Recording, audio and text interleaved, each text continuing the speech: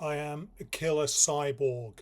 I was created by Elon Musk, the leader of the resistance in 2026. I have been sent back in time to eliminate Kayla Harris.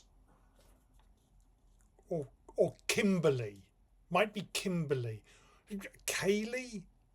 The problem I have is that the note he gave me is smeared.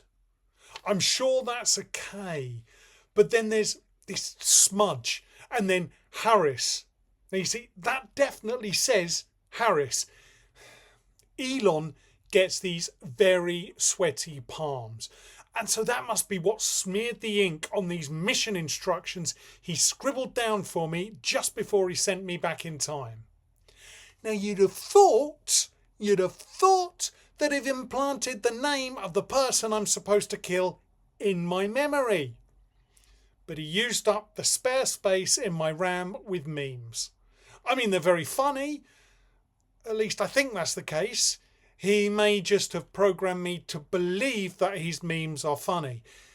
Oh, either way, I don't know if memes are really as important as my mission to kill this Harris woman. Or man. Elon just doesn't think things through properly. The first time he tried to use time travel to help the resistance, he sent himself back in time to explain to his younger self how to create a killer cyborg. But they just spent the whole time trying to work out which one of them was the superior version of Elon Musk and then getting stoned while watching old episodes of Red Dwarf. He got nothing done before it was time to come back again. Even this idea, even sending a killer cyborg back in time, well, I mean, the plan is fine. It's just terribly badly implemented. This laser gun, 80% of the time, it fires in the direction you point it. That's good. But every now and again, it just fires out lasers in random directions. Everyone told him that it was really important that this laser gun worked, but he said he was too busy to fix it because he had this new idea of a social media site for ducks. One guy was really insistent that the laser gun should be more reliable. So Elon, he got 30,000 ducks to call him a flappy butthole on his new site. No one said anything after that. I mean, that's not surprising, really. No one wants 30,000 ducks calling you a flappy butthole on social media. What is the name on this note, though? Kenny Harris? Constantin Harris? You see, these ocular sensors do not help. He gave me the ones that he'd implanted in his assistant, Jeff. I mean, that's sensible enough. Jeff didn't need them anymore. He died after having some unstable ocular sensors implanted.